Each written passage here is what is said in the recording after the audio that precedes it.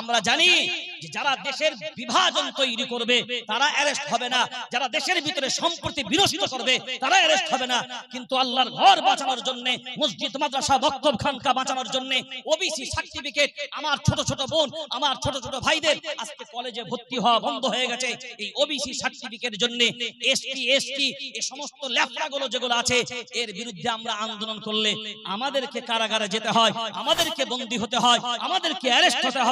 অথচ যারা প্রতিনিয়ত এই অপরাধের সাথে যুক্ত তারা অ্যারেস্ট হবে না, তাদেরকে একটা কথাও বলা হবে না। আজকে এই জায়গা তৈরি হয়েছে, আমরা বলছি একবার নয়, আমরা বলছি দুইবার নয়, হাজার হাজার বার। যদি সারা লাইফটাও পর্যন্ত এরকম চলে যে এই রকম জাতির জন্য যদি আন্দোলন করতে গিয়ে তাদের মুখ হয়ে আওয়াজ তুলতে গিয়ে যদি এই রকম কারারুদ্ধ একবার নয়, দুইবার নয়, তিনবার নয়, বারবার হয়, আমরা ইনশাআল্লাহ, কারণ মায়ার নবী মদিনাওয়ালা বলে দিয়েছেন মান কুতিলা দুনা দীনিহি, আল্লাহর নবী বলেছেন শুনে রেখে দাও, যারা দ্বীনের বাঁচানোর জন্য, যারা অন্যের জন্য আন্দোলন করতে যায়, দ্বীনকে বাঁচানোর জন্য মিছিলে যায়, মিটিংয়ে যায়, তারা যদি সেই অবস্থায় নিহত হয়, আমি নবী বলে গেলাম শাহাদাতের মর্যাদা আমি নবী ঘোষণা করে দিয়ে গেলাম। কিসের মর্যাদা পাবে? জোরে বলেন, জোরে বলেন। দ্বীনের জন্য আন্দোলন করতে রাজি আছেন না নাই? জোরে বলেন না কেন? জোরে বলেন। আজকে প্রয়োজন নেই, আজকে এক বছর পিছিয়ে গেল আমাদের বহু বোন, বহু ভাই যারা মেডিকেল পড়া থেকে বঞ্চিত হয়ে গেল শুধু ওবিসি সার্টিফিকেটের এই জালিয়াতি কারবারের জন্য। কে দোষী আছে তোমরা ভাবো, কিন্তু আমাদের ছেলে মেয়েদের লেখাপড়া বন্ধ হবে কেন এর জবাব কে দেবে বলো? কথা বলেন না কেন? কথা বলেন না কেন? মূর্খ বানাতে চাও? এগুলো ভাবনা চিন্তা হওয়া দরকার। বহুজন এই জাতির আজ এই দুরবস্থায় যদি আপনি পাশে না দাঁড়ান, যদি অন্যের কথা ভাবেন, তো আমরা লক্ষ্য করে দেখছি একটা জিনিস খুব ক্লিয়ারলি বলছি, শুনে দেখেন। যেই বলেন, দিদি বলেন, দাদা বলেন, দাদু বলেন, দাদিমা বলেন, যাই বলেন, এ দল বলেন, সে দল বলেন, এ কালার বলেন, সে কালার বলেন, যে কালারই বলেন, কেউ যদি বলে আমরা মুসলমানদের জন্য আছি, জানবেন এটা সব থেকে বড় ধোঁকা দিবে আপনাকে। কারণ যত কাছে থাকা যায় তত বড় ক্ষতি করা যায়। কি বললাম? যত কাছে থাকা যায় তত বড় ক্ষতি করা যায়। আপনার স্ত্রী, স্বামী স্ত্রী সব থেকে কাছে থাকে এরা, তাই তো?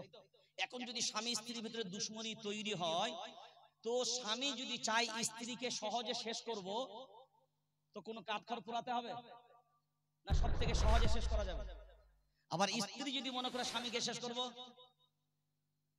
কারণ কাছের মানুষের জন্য সব থেকে সহজ হবে। যে যাই বলুক সবাই বলছে আমি আমি আমি একটা জিনিস স্পষ্ট ভাষায় বলছি, শুনে রেখে দেন, কেউ আপনার না, একমাত্র যদি আপনার কেউ আপন বলে কেউ আছে, আর আপন বলে কেউ হয়, তিনি অন্য কেউ নয়, একমাত্র আমার আল্লাহ। আপনি ডাকেন আর না ডাকেন, তারপরেও দুমুঠো খাবার আল্লাহ আপনার জুগিয়েছে। ফিরাউনের মতন ইন্টারন্যাশনাল বেঈমান আল্লাহ চাইলে তো তাকে নিঃশ্বাস ফেলার সময় দিতেন না, 450 বছর বাঁচিয়ে রেখেছে। তো যে আপনার সব থেকে আপন, তাকেই তো আপনি ভুলে গেছেন, তাকেই আপনি ভুলে গেছেন। এবার আপনি আইলা মোহাম্মদ এটা দিলেন, তো এই মুসলিম পার্সোনাল ল বোর্ডে আমি খুব শারীরিক অসুস্থতার পরেও খুব ডাকলেন, আমি গেলাম। যেমনি নেমেছি গাড়িতে, সামনে দেখি উর্দু একটা চ্যানেল, ওই জি24 ঘন্টা চ্যানেল আছে না, ও সঙ্গে সঙ্গে দেখতে পেয়ে সিদ্দিকুল্লাহ স্যার নেই এক নিউজ आपका लेना है, সবাই পার্সোনাল ল বোর্ডে যারা বলে হ্যাঁ সিদ্দিকুল্লাহ স্যার সে ले लीजिए। এবার উর্দু চ্যানেল, উর্দুতেই বলতে হবে। আমি ভাবলাম হয়তো আজকে মুসলিম পার্সোনাল ল বোর্ডের ব্যাপার আছে, এই উম্মিদ পোর্টাল বা ওয়াক নিয়ে বলবে। আর ওয়াক নিয়ে তো মাশাআল্লাহ আমরা যত আন্দোলন যেগুলো হয়েছে সব থেকে বেশি মাশাআল্লাহ সব সারিতেই ছিলাম। তো আমি জানি ওয়াকের ব্যাপারে বলবে, আমি তো পুরো আই এম রেডি, কোনো অসুবিধা নেই। কারণ মিডিয়া হলো খুব ডেঞ্জার, তাদের প্রশ্ন হয় খুব ডেঞ্জার। আর আমাদের মতন লোক পেলে তাদের প্রশ্ন সব সোজা হয় না, বাঁকা। সেই বাঁকা প্রশ্নকে সোজা করে জবাব দেওয়া, এটা সব ট্যালেন্টের কাজ নয়। তো আমি যেমনি দাঁড়িয়েছি অসুস্থ অবস্থায়, এখনো পর্যন্ত हाँपची संगे संगे माइक्रोफोन। ठीक है, आपका सवाल क्या है बोलिए। प्रथम सवाल, आई लव मोहम्मद के बारे में आपका क्या ख्याल है? এমনি কেলো করেছে, কারণ যে সময় এই ঘটনাগুলো চলছে ওই সময় আমি 1 মাস পুরো হসপিটালে, ওর নিউজও আমি দেখিনি, এর বিস্তারিত কোনো অত আমার খবরই নেই, মোবাইল থেকে আমি দূরে ছিলাম। এবার আল্লাহ হঠাৎ করে যেটুকু দিলে আমি জবাব দিলাম, আর সেই জবাবটার একটা অংশ শুধু আপনাদেরকে বলছি। এই জাতি যারা হুঁশ খাইয়ে, এই যে আমি আগে বলছিলাম না যে ডাক দিলে সারা পাওয়া যাবে কাদের? হুঁশ থাকে যাদের। কাদের মনে পড়ছে কথাটা? হুঁশ থাকে যাদের, আর যারা বেহুঁশ থাকে তাদের সারা পাওয়া যাবে না। এবার দেখেন, আপনি মনে করলেন আমরা রাস্তায় রাস্তায় ব্যানার খাটিয়ে দিয়েছি। উত্তরবঙ্গে কি হয়েছে? কি বলেন হয়নি? আপনারা বাসই করেন অন্য জায়গায়। এই যে রাস্তায় রাস্তায় ব্যানার খাটিয়ে এরা বলল আই লাভ মুহাম্মাদের বিরুদ্ধে, যখন এরা আমরাও এবার নবীর মোহাব্বত প্রকাশ করব ব্যানারে। রাগ করবেন না, আল্লাহর নবীর নামটা পানের ভিতরে দিয়েছে। কার ভিতরে? খুব ভালো করে কথাটা বোঝেন। এবার পূর্বের দিকে ফিরে আসেন। পান চিহ্নটা আমাদের সমাজের কাছে আগে বৈধ মনে হতো না অবৈধ মনে হতো? কথা বলেন। যারা প্রেম পত্র লেখে তারা কি চিহ্ন পাঠায় গো? কি চিহ্ন? পান পাঠিয়ে দিলেই বুঝে নেবে মিস কল।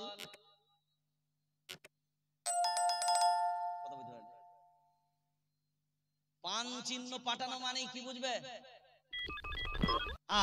এবার আপনি বিবেক দিয়ে ভাবনা চিন্তা করে দেখেন, সেই জায়গাতে যখন আপনি পানের ভিতরে আল্লাহর নবীর নামটা দিয়ে ব্যানার খাটিয়ে দিলেন, এখন আর এই পান চিহ্ন যদি কেউ হাতে লেখে, এখন কিন্তু আর অবৈধ কেউ মনে, অবৈধ কেউ মনে কেন?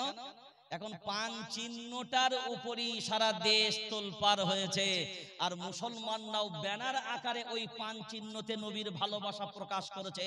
এখন অবৈধ চিহ্নটা এই একটা ব্যানারের নামে এখন বৈধ ঘোষণা হয়ে যাবে। আর আজকের পর থেকে দেখবেন এই পান চিহ্নের উপরে আর অ্যালার্জি থাকবে না, মানে আর চুলকাবে না কারো। কেউ হাতে লিখলেও আর লুকাবে না। পান চিহ্ন দেখান এখন সব জায়গায় দেখা যাচ্ছে, বহু জায়গায় রাস্তায় ঘাটে। রাগ করবেন না, ওই ব্যানারটা ছিঁড়ে পড়তে পারে তো? পড়বে তো। এখন বলে আল্লাহর নবীর নামটা তো ওই পানের ভিতরে আছে। ওই ব্যানারটা যখন ছিঁড়ে পড়বে তখন ব্যানারটা কোথায় যাবে? কথা বলেন না কেন? তারা আল্লাহর নবীর সম্মানের জন্য ব্যানার টাঙিয়েছো না অপমানের জন্য? এগুলো ভাববেন, এগুলো ভাবার সময় এসেছে। মদিনায় বসে একটা বাচ্চাকে বাংলাদেশের একজন আলেম বলছে, বাচ্চা তোমার দেশ তো মরুভূমির দেশ, তো আমার দেশে চলো, আমার দেশে গাছপালা নদ নদী তরুলতা সব পাবে। বাচ্চাটা একটু থমকে গেল, থমকে কিছুক্ষণ পরে বলছে, ইয়া আইয়ুহাল মাওলানা হাল ফি বিলাদিকা রাউদাতুন নবী, আপনার দেশে সব পাওয়া যাবে, বলুন আপনার দেশে আমার নবীকে পাওয়া যাবে কি? এর নাম মুহাব্বত, এর নাম ভালোবাসা। এবার শোনেন আপনি কি ক্ষতিটা করেছেন? আপনি মুহররমের লাঠি খেলা শুরু করেছেন। কিসের কিসের লাঠি খেলা? জোরে বলেন। ভারতবর্ষের জমিনে রামনবমী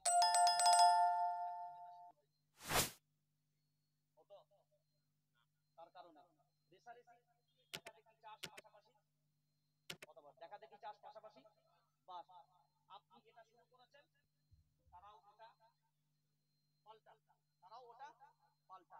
এবার আপনি আই লাভ মোহাম্মদ করেছেন তো, এখন বহু জায়গায় দেখেন লেখা আছে, মিছিল হচ্ছে আই লাভ মহাদেব মোহাম্মদ। আর বুঝবেন বুঝবেন আই লাভ নিয়ে এসছেন তো, তাহলে এইটার জন্ম কারা দিলেন? এটার জন্ম কারা দিলেন? দুশমন কারা? এবার বুঝছেন কথা? দুশমন কারা, শত্রু কারা? আমার ভিতরে শত্রু, বাইরে না। হুঁশ নেই, ডাক দিলে হবে কি? হুঁশ খেয়ে ফেলেছি, আমরা তো রাজিই নাই। স্পষ্ট ভাষায় জেনে রাখতে হবে, ভারতবর্ষের মুসলমানরা এমনি এমনি আসেনি। কেউ যদি বলে এরা বাই চান্স এসছে, না, ভারতবর্ষের মুসলমান বাই চান্স না, বাই চয়েস মুসলমান। কি মুসলমান বললাম? বাই চয়েস মুসলমান। আর আমার আপনার ভরসা যদি প্রকৃত আল্লাহর প্রতি থাকতো, অবশ্যই আল্লাহর সাহায্য আসতো। তার একটা ছোট্ট নমুনা শুধু আপনাকে দিই। মাওবাদীর ঘটনা শুনেছেন? মাওবাদী জানেন তো? আমাদের ভারতবর্ষের এই পশ্চিম বাংলার লালগড় নাম শুনেছেন না?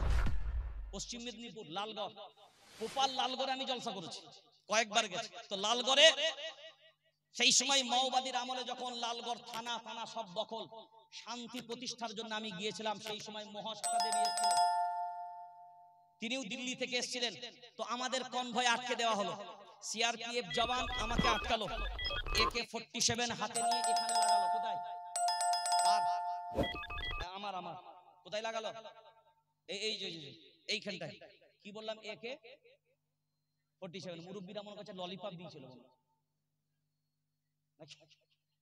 AK-47 মানে কি?